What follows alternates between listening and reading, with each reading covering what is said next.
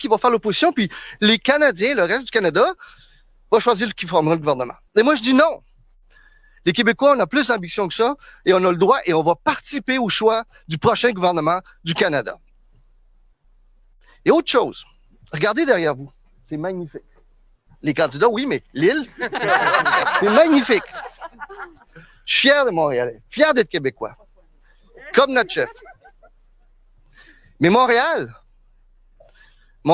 a besoin qu'on garde les armes d'assaut loin de nos rues. Ils n'ont pas de place dans nos rues. Montréal a besoin qu'on investisse pour lutter contre les changements climatiques. Montréal a besoin de places en garderie. Et on a toujours été clair. Plus de places en garderie, le gouvernement conservateur veut rien faire. Le Bloc, il peut pas rien faire. Puis nous, on va le faire. Puis bannir toutes ces armes-là qui n'ont rien à voir dans nos rues. Les conservateurs ne veulent pas le faire. Le Bloc peut rien faire. Puis nous, on va le faire. Alors, elle est là la différence fondamentale, et c'est comme ça qu'on mène cette campagne avec notre chef et avec une équipe expérimentée, avec une équipe extraordinaire qui a du cœur au ventre et qui a choisi d'avancer. Et maintenant, je cède la parole à Sophie. Merci Pablo. Bon matin tout le monde. Ça fait tellement du bien d'être dans ma ville natale. Je m'ennuie. Vous savez, il y a 12 ans, je me souviens d'une image qui est gravée dans ma mémoire où est-ce que j'avais un bébé sur une hanche. Ella était vraiment tout petite. Et Justin est parti pour Ottawa. Et j'ai rarement vu dans toute ma vie un regard rempli de persévérance, de courage et de bonté en même temps. 12 ans plus tard, on se retrouve ici entre alliés, entre amis, avec des alliés et des amis à travers le pays, avec des bénévoles, avec du cœur au ventre, des esprits ouverts à travers le pays. Durant la pandémie, j'ai vu, et durant les 12 dernières années, j'ai vu l'équipe libérale bosser tellement dur, passer des nuits blanches, des centaines, sinon des milliers de familles à travers le pays qui font des sacrifices à tous les jours pour améliorer la vie des Canadiens. If there's one thing that has stayed with me through these past 12 years in politics, it is the relentless work of my husband and volunteers and the Liberal Party across this country for one thing and one thing only, to better the lives of all Canadians. Les gens veulent respirer de l'air propre. Ils veulent avoir des logements qu'ils sont capables de payer. Ils veulent avoir des jobs qui vont leur permettre de fleurir puis de devenir qui ils sont. Ils veulent avoir des parents et des aînés dont on prend soin correctement dans notre système de santé. Les gens veulent de la justice dans leur propre vie. Et c'est ça, la politique. La politique, au-dessous, au-dessus, au centre, au cœur, c'est la vie des gens. Et c'est pour ça que le Parti libéral se dévoue corps et âme à travers toutes les gens qui nous entourent, à travers ce grand pays. C'est ça qu'on fait. And, you know, change, great change and true change doesn't really happen because, it's time and there are divisive forces in a society and things have to change now. Real change occurs because people get engaged in the process. And 12 years ago, we started with more women in politics, change politics, and more youth in politics, change politics. More diverse people of all backgrounds in politics make politics better. And this is also what the Liberal Party stands for. Beyond politics, and in the middle of it, is the lives of all Canadians, which we want to change and change for the better. So without further ado, je veux vous introduire, après tant de temps sur ce chemin de vie ensemble, un homme qui démontre une ténacité, un courage, and who can cut through the negative to focus on what really matters in life and in serving all Canadians. Mesdames et messieurs, Justin Trudeau. Bravo.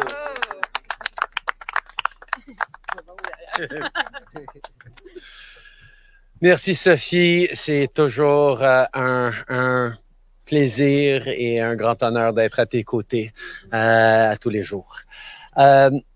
Merci Pablo pour ta passion, ta férocité, ta fierté que tu partages avec nous tous, comme nous la partageons avec toi.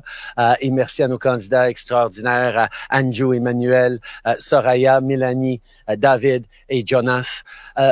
C'est juste une partie de l'équipe que nous présentons aux Québécois et aux Canadiens, une équipe forte, ancrée dans les valeurs progressistes des Québécois, qui encourage et demande à tous les Québécois et à tous les Canadiens de faire le bon choix pour avancer ensemble dans ces moments de défi. Speaking of challenges, I want to start with sending out all my thoughts and support to people in Alberta right now who are suffering. It's heartbreaking. The majority of people in Alberta have gotten vaccinated, have been doing the right things, have been trying to get through this pandemic and back to normal. And yet, cases have risen massively, restrictions are being brought back in, and they need support and help. I reached out, as I have regularly, to the clerk of the Privy Council this morning and instructed her to do what this government is already doing, but will do more of, is being there to offer any support we can to Alberta in this difficult time. Ventilators are on the way. Anything more we can do, whether it's sending more medical professionals, as we did to Ontario a few months ago when they were overwhelmed, we're going to make sure that Albertans get the support from everyone in this country the way they need to get through this time. But as Premier Kenney pointed out last night, the choices that leaders make in a crisis matter. Half measures won't do to fight this pandemic, to keep people safe, to prevent further lockdowns, to further slow the growth of our economy. And that's at the heart of the choice Canadians need to make in this election. Because just a few days ago, Mr. O'Toole was still applauding Mr. Kenney for his management of the pandemic. We know the way to get through this pandemic is through vaccinations. But Mr. O'Toole is still letting the anti-vaxxers within his own party run the show. He won't demand that all his candidates get vaccinated. He doesn't criticize his candidate who wasn't fully vaccinated, who goes into seniors' homes. He has multiple candidates who have been spreading anti-vax disinformation in their communities. That's not the leadership we need in Ottawa to end this pandemic for good. Je veux commencer par partager toutes mes pensées avec les gens d'Alberta, particulièrement ces personnes qui sont dans la majorité en Alberta, qui se sont fait vacciner, qui suivent les mesures de santé publique, mais qui se retrouvent actuellement avec de nouvelles restrictions, avec des hôpitaux débordés, avec de l'inquiétude pour leur famille et aussi avec une économie qui va reprendre plus lentement à cause du retour en arrière. C'est à briser le cœur. Et nous allons, comme gouvernement, être là pour les Albertains, comme nous avions été pour les Ontariens récemment, comme nous allons continuer d'être quand les gens ont besoin d'aide. On va être là pour les aider, avec des ventilateurs, avec d'autres appuis, selon tout ce qu'ils ont de besoin. Mais comme le premier ministre Kenney l'a avoué hier soir, son approche était erronée. Et le leadership, ça compte pour quelque chose dans cette pandémie. Le fait que M. O'Toole continuait d'applaudir le style de leadership et l'approche de M. Kenney, même il y a quelques jours, souligne à quel point c'est pas le bon leader pour en finir avec la pandémie. Il peut même pas exiger que ses propres candidats soient vaccinés. L'aile anti-vax de son propre parti, qui continue à distribuer de l'information, la désinformation à travers le pays, par plusieurs exemples, l'empêche d'aller aussi loin que les Canadiens méritent. Nous sommes sans équivoque. Nous devons s'assurer que les gens se fassent vacciner. On n'est pas là pour ça. Les conservateurs sont pas là pour ça. Ils peuvent même pas exiger que leur propre candidat soit vacciné. c'est pas comme ça qu'on va en finir avec cette pandémie. C'est pas comme ça qu'on va rebâtir en mieux. Alors, le choix que les gens vont faire dans 4 jours est essentiel. Si on veut en finir avec la pandémie, il faut faire le choix d'un gouvernement qui est déterminé à être là pour suivre la science, pour protéger les Canadiens et pour relancer notre économie, pour qu'on puisse continuer avec les choses essentielles que les gens s'attendent de leur avenir. Parce qu'on est dans un moment de choix important. Le gouvernement que les gens vont élire lundi va prendre des décisions, non seulement tout d'abord pour en finir avec la pandémie, mais dans les semaines et les quelques mois à venir, va prendre des décisions sur comment on va en faire plus pour lutter contre les changements climatiques, comment on va en faire plus pour aider les familles, comment on va faire plus pour créer des bons emplois pour l'avenir. C'est pas dans 1 an, c'est pas dans 2 ans que ça va se prendre, ces décisions, c'est maintenant. Et les Canadiens doivent faire le bon choix d'avancer.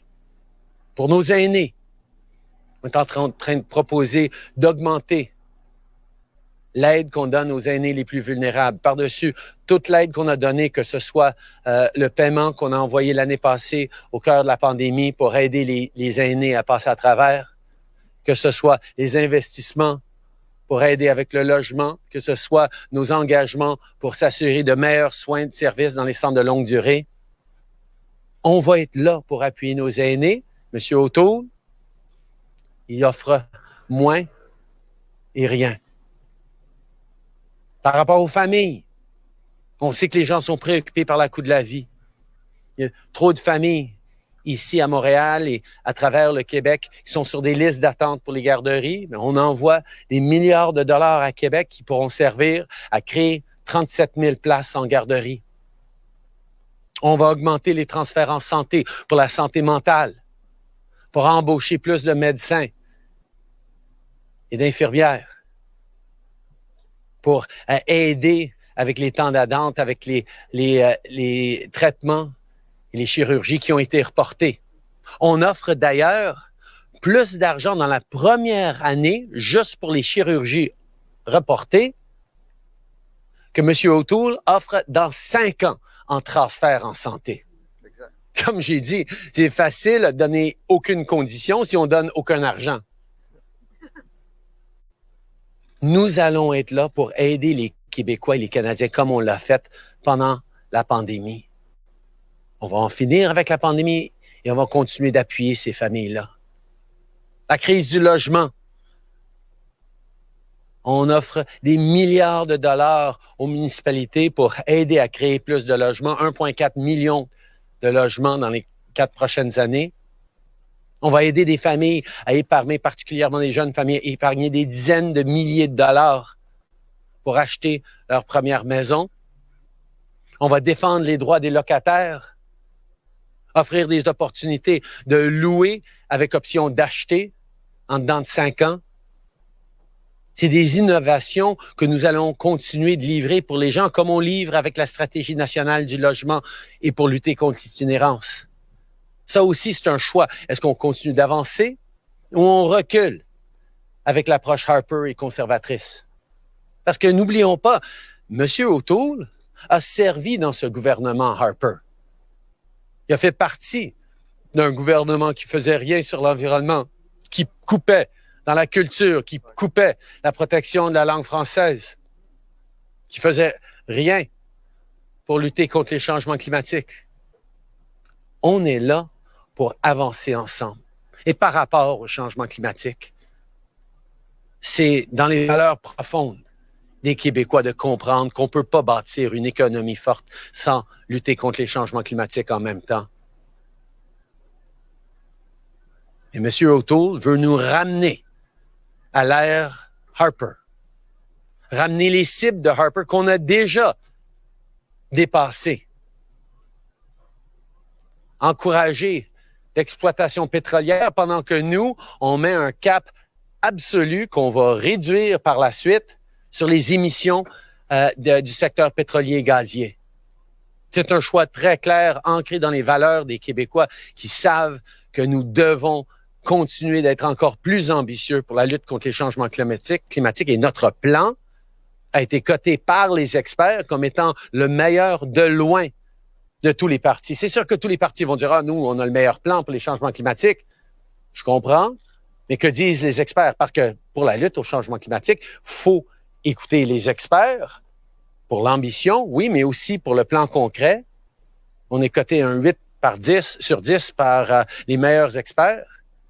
Le NPD, le Bloc, les conservateurs n'ont pas le plan à la hauteur dans cette approche-là. Et parlant du Bloc, le Bloc prétend qu'ils ont le monopole sur la fierté québécoise, sur les valeurs québécoises. Mais vous savez, c'est quoi une valeur québécoise? De travailler fort et de livrer les uns pour les autres, de prendre action, pas juste des paroles. M. Blanchette peut bien essayer de prendre le crédit pour notre bilan, de dire « Ah, c'est à cause de nous que le Parti libéral a fait des bonnes choses au gouvernement. » Mais excusez-moi, mais c'est des Québécois, comme j'ai ici, dans notre Conseil des ministres, dans notre caucus, au gouvernement, à la Chambre des communes, du Parti libéral du Canada, qui lutte à tous les jours pour les Québécois, qui lutte à tous les jours pour un meilleur avenir pour tous, selon nos valeurs. C'est sur ça que les Québécois peuvent compter. Et c'est en élisant un gouvernement progressiste à notre image, dans ce moment crucial, dans ce moment de pivot pour notre pays, pour en finir avec la pandémie et rebâtir en mieux, que nous avons besoin de l'appui des Québécois. We have a choice to make as a country, and it's a really simple one, but it's a really important one. Do we keep moving forward, or do we go backward with the Conservatives? Those are the two parties that are putting forward a plan for government. And we need strong, unequivocal leadership on ending this pandemic, on fighting climate change, on supporting families with childcare and housing investments,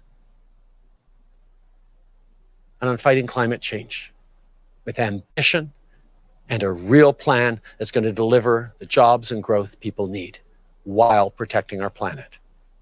Le choix est clair.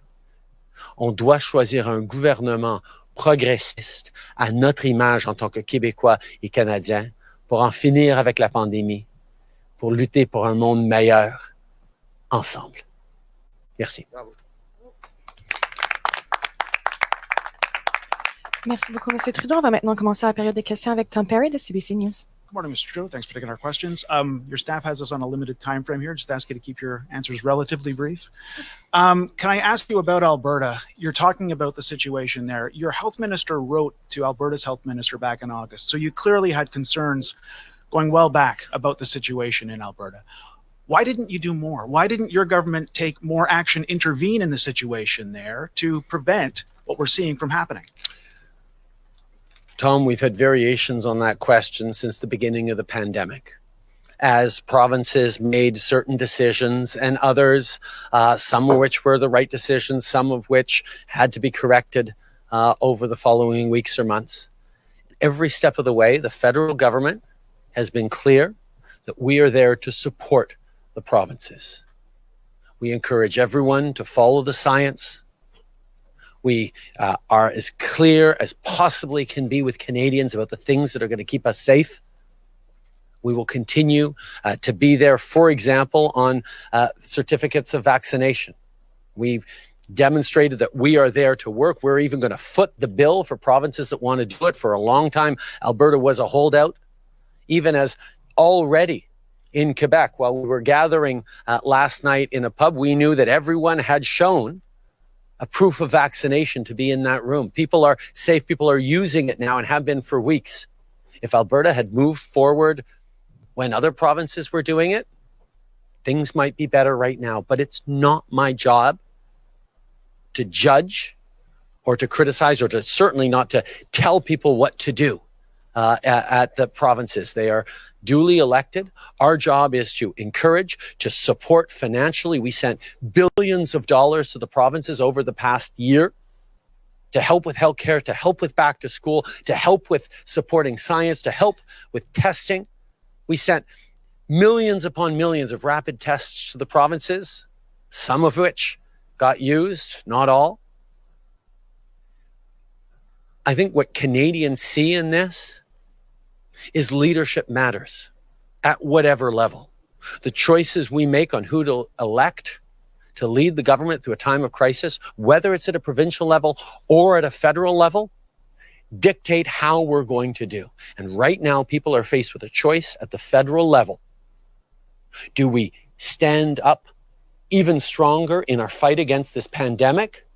Or do we give in to the anti-vaxxers in the Conservative Party and go ahead with half measures? Prochaine question. Bonjour, Louis Blouin de Radio-Canada. Je veux poursuivre sur ce sujet-là. Il y a des choses que vous auriez pu faire. Par exemple, imposer des mesures d'urgence dans les provinces où ça va pas bien, comme l'Alberta. Par exemple, imposer le passeport vaccinal, pas seulement le proposer. Pourquoi vous n'avez pas fait ça? Écoutez, malgré ce que certains pensent, je respecte profondément les champs de compétences des provinces. Et je suis là pour travailler avec eux, pour donner des résultats pour les citoyens. Si une province tient farouchement à faire ou à ne pas faire quelque chose, on a des outils limités pour imposer la décision du fédéral. Un des grands outils que nous avons, que j'utilise par exemple pour les garderies à 10 $ à travers le pays, c'est de dire on va vous offrir des milliards de dollars si vous acceptez de baisser le prix des garderies et de créer des places à 10 $ par jour. Les provinces ne sont pas obligées d'accepter cet argent-là, mais les citoyens savent très bien que c'est une bonne chose de le faire. Alors, avec l'Alberta, nous avons offert de l'appui pour le traçage de contacts. On a envoyé des tests rapides. On a envoyé des millions de vaccins. Assez pour tous les Albertains de se faire vacciner. On a été là pour les encourager, les pousser dans la bonne direction, mais on respecte et on ne va pas micro-gérer dans leur champ de compétences. Et je pense que les Canadiens comprennent à quel point c'est important de faire le bon choix pour un gouvernement qui va avoir la conviction de faire les bonnes choses. Et maintenant, on est dans une élection fédérale. Les élections provinciales s'en viennent. Les gens vont prendre en compte comment leurs leaders ont géré cette pandémie. Mais au niveau du fédéral, nous avons été là et nous serons là à chaque étape d'un leadership déterminé et clair pour protéger les gens et faire tout ce qu'on peut pour en finir avec la pandémie. Next question. Good morning, Morgan Lowry from the Canadian Press. You speak often about the need to protect the French language, but here in Montreal, there's a lot of English speakers who are worried about the long-term implications of laws like Bill 96, that it'll lead to further restrictions on their rights. And they say that maybe you're not willing to stick up for them. These tend to be Liberal voters. So my question is, are you taking your English-speaking voters in Quebec for granted? I never have taken lightly the challenges that official language minorities across the country are facing. Obviously, there is much more emphasis on the protection of French linguistic communities across the country who continue to be beset, including by conservative politicians, whether it's with the Laurentian University or the University of the Francophone University in Ontario or le Campus Saint-Jean en Alberta ou l'Université de Moncton.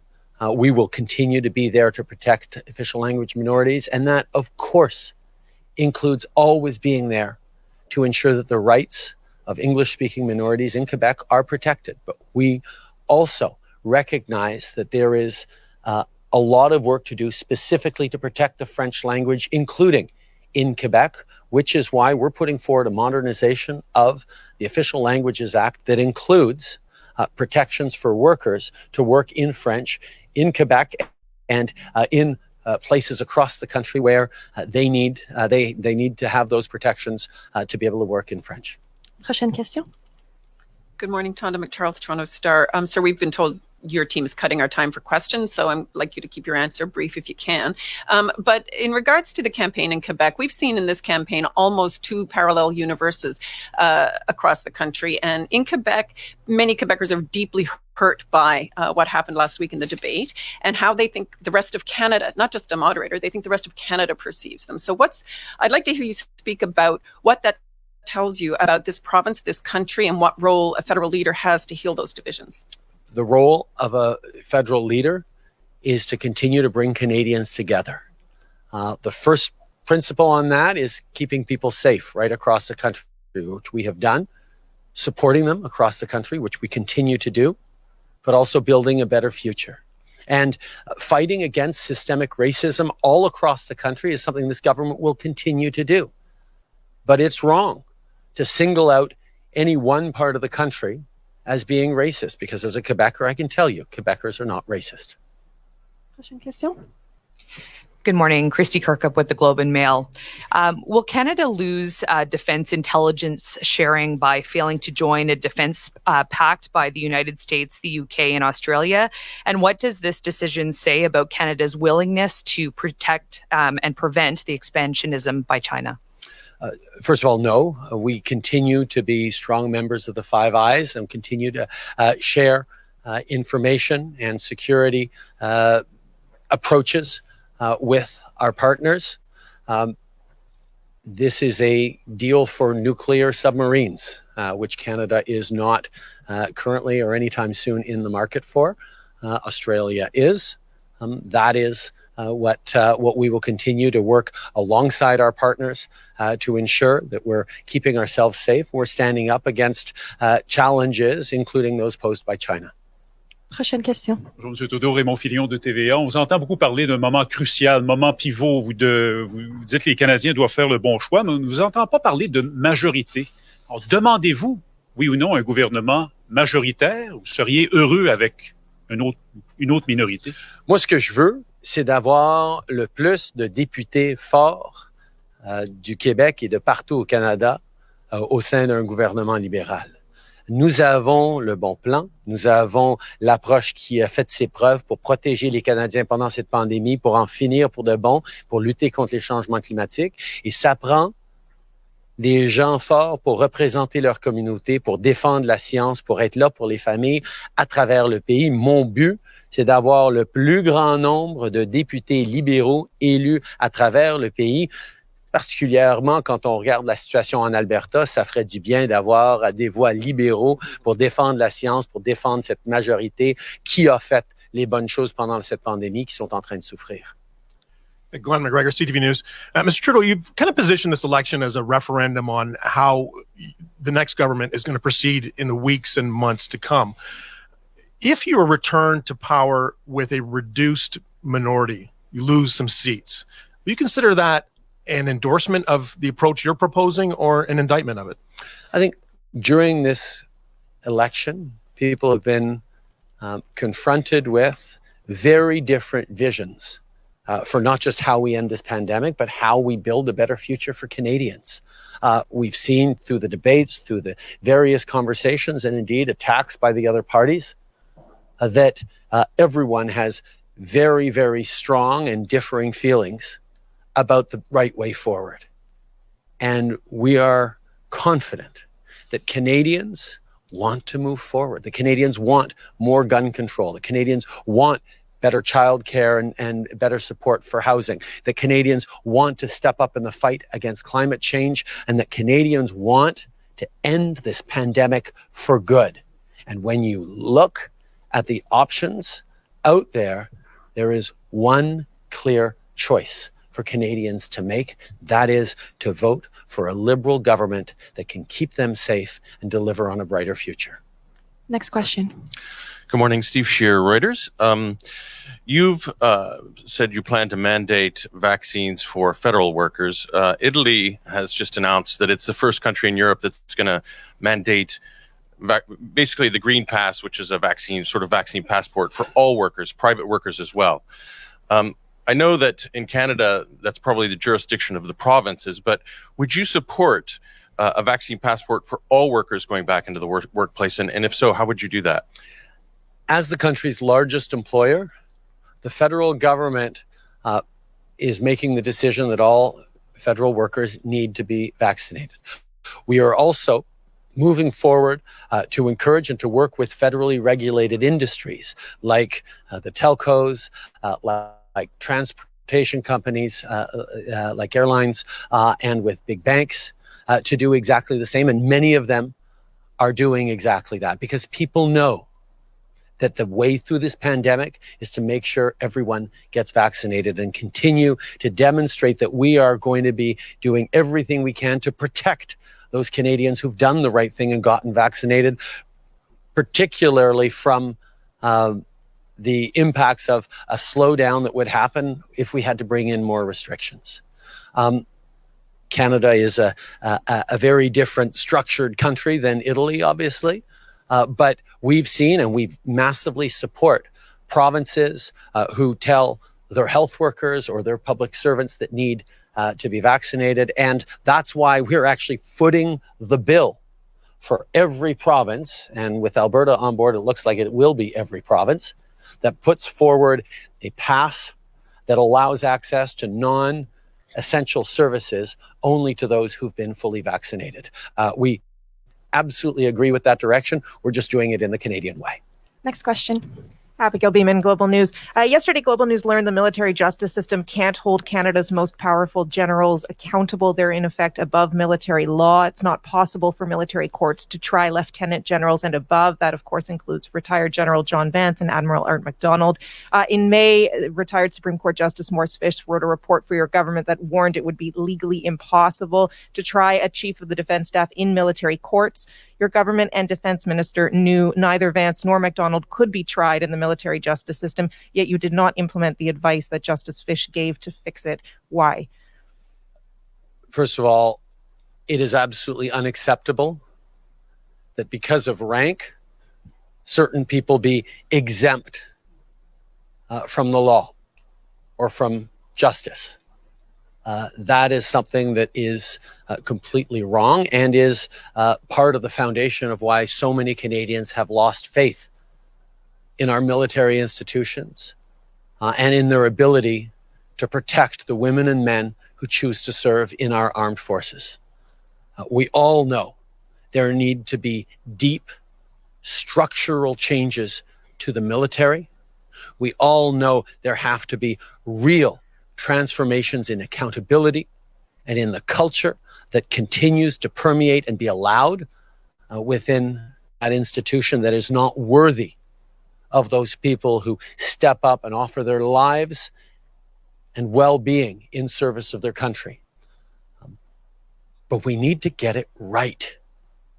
And that's why we have tasked Justice Louise Arbour to make the determination not just of what we should do, but how we should do it. We know what we need to do, but getting it right is absolutely essential to make sure we're actually changing a culture that has been incredibly resistant and pushing back on the changes that many governments, including our own, have tried to bring forward. Prochaine question. Bonjour, Monsieur Trudeau. Catherine Lévesque, La Presse canadienne. Vous parlez souvent de Stephen Harper quand vous parlez des conservateurs. Or, hier, c'est Brian Mulroney, en fait, qui était là pour finalement donner son appui à Monsieur O'Toole. N'est-ce pas la preuve que les conservateurs, en ce moment, essaient de se détacher de Stephen Harper pour se montrer peut-être plus progressistes? Je comprends qu'ils essayent peut-être de le faire. C'est pour ça qu'il faut qu'on regarde les politiques qu'ils avancent. J'ai été très content de pouvoir travailler à côté de M. Mulroney quand venait le temps de lutter pour le Canada contre Donald Trump. Sur l'ALENA, sur les sanctions en acier, en aluminium, on faisait partie de la même équipe. Je vais rappeler, par contre, que M. O'Toole n'était pas d'accord ni avec M. Mulroney, ni avec mon approche. M. O'Toole, comme M. Harper, voulait capituler face aux Américains au lieu de tenir fort et de répondre dollar par dollar, ce qu'on a fait. Mais regardons les politiques que propose M. O'Toole. Il propose un retour en arrière aux cibles de Harper en matière de changement climatique, même si on les a déjà dépassées comme cibles et dans nos actions. Il propose de relégaliser les armes à feu. Il y a les armes à feu illégales, c'est-à-dire les armes d'assaut. C'est pas ça la direction que les Québécois progressistes ni les Canadiens veulent. C'est pas d'ailleurs la réaction de M. Mulroney suite à l'attentat d'école polytechnique. C'est des valeurs qui vont à l'encontre de ce que le Parti conservateur propose, de ce qu'on veut pour les familles, pour les garderies, pour notre système de santé. Et je pense que les Québécois savent qu'il y a un choix extrêmement important, comme tous les Canadiens. Est-ce qu'on retourne dans la direction de M. Harper ou M. O'Toole a siégé dans ce gouvernement-là, a été ministre dans le Conseil des ministres de M. Harper? Ou est-ce qu'on continue d'avancer? Pour moi, le choix est clair. First of all, I was pleased to be able to work alongside Brian Mulroney in standing up to Donald Trump and fighting for renegotiation of NAFTA and standing up on steel tariffs and aluminum tariffs. And I will remind you that on that, Mr. O'Toole was actually in disagreement with Mr. Mulroney and myself, because Mr. O'Toole, like Mr. Harper, was suggesting that we should capitulate, that putting dollar for dollar retaliation on the U.S., the thing that actually worked in getting them to drop those tariffs, well, Mr. O'Toole said it was dumb policy. So I respect the work that Mr. Mulroney did as part of Team Canada in standing up for our interests.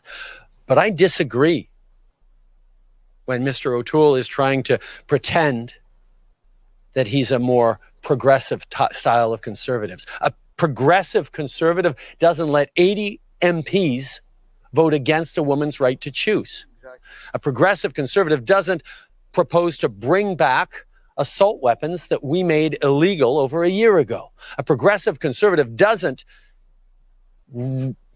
back off and be less ambitious in the face of the greatest environmental threat our country has ever faced, our world has ever faced, in climate change. Progressive conservative is. But I will note that Mr. Mulroney used an interesting turn of phrase in his endorsement of Mr. O'Toole. He said, Mr. O'Toole is going to be bringing about tough, deep, structural changes to Canada. And all I could think of when I heard that is, yet again, there's an example of Mr. O'Toole telling his conservative friends what he's really going to do and pretending to Canadians something completely different. Every step of the way, whether it's been on guns, whether it's been on the environment, whether it's been on vaccines, Mr. O'Toole has been misleading Canadians, not leading. And again, we see in speaking with Brian Mulroney, he told him things that he would never tell the rest of Canadians. And that's not the kind of leadership that Canadians need. Next question. Ashley Burke, CBC News. You said today that you will not intervene and tell provinces like Alberta what to do. But for days during your stump speeches, we've been hearing you tell Canadians, if you want to end the pandemic, vote Liberal. Will you either step in and do something like invoke the Emergencies Act, or perhaps stop saying that during your speeches, which might give people the false impression that you think you can completely end the pandemic by yourself here?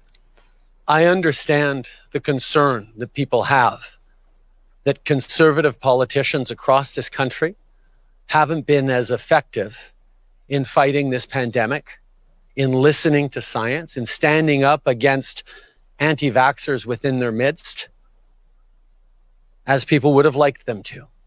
And the question I have then for people is, do you really want Erin O'Toole to be sitting across from them at the Premier's table talking about how we end this pandemic when he himself can't stand up to the anti-vaxxers in his own party?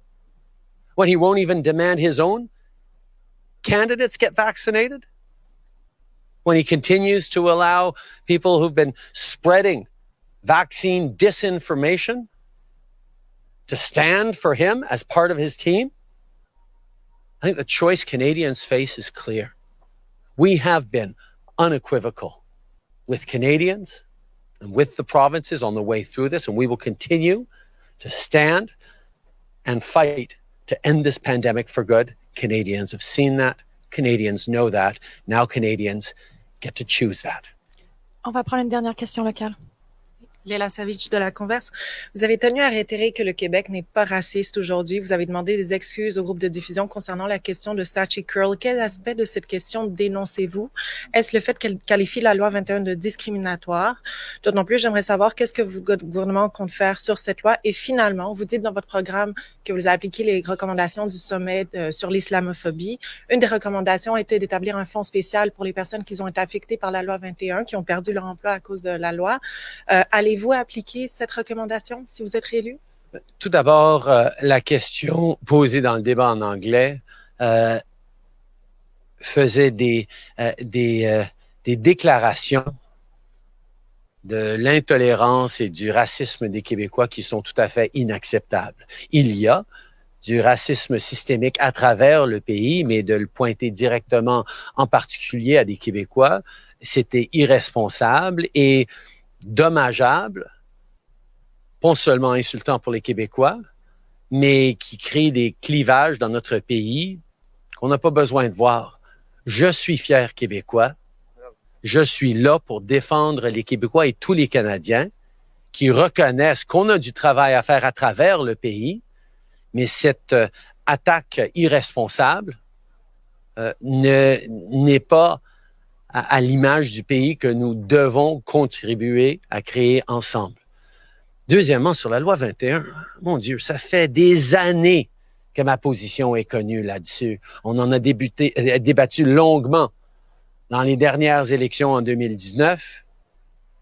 Je suis personnellement contre la loi 21. Je suis en désaccord avec.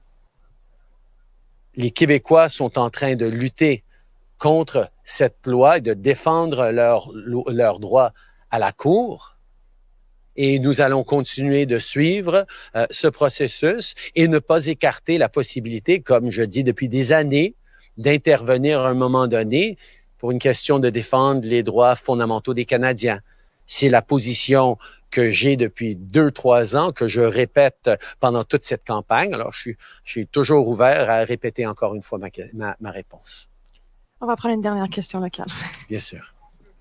Bonjour, Monsieur Trudeau, Anne-Sophie Thiel de l'agence France Presse. Récemment, vous avez été visé par des jets de cailloux, par des menaces. Vous avez dû annuler un rassemblement électoral. Comment est-ce que vous expliquez cette montée de la violence à votre égard? Je pense qu'on est en train de voir une augmentation de l'intolérance et des campagnes de désinformation et de peur partout dans le monde. L'extrême droite et des fois l'extrême gauche sont en train de plus en plus se mobiliser. Et ici au Canada, c'est des grandes préoccupations par rapport à cette extrême droite. Mais je dois souligner que les Canadiens sont en tête de liste de la planète au niveau des vaccinations.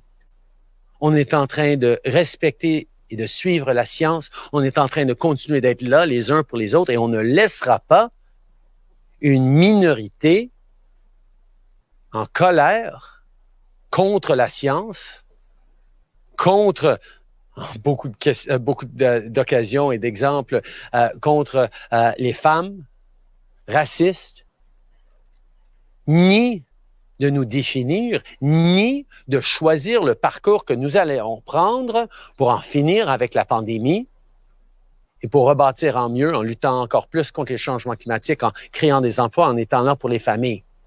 Ces gens-là ne nous définissent pas et nous diront pas comment on va bâtir notre avenir. C'est la grande majorité des Canadiens qui ont fait ce qu'il fallait, qui prennent les sacrifices, qui sont là les uns pour les autres, qui vont définir comment on va avancer.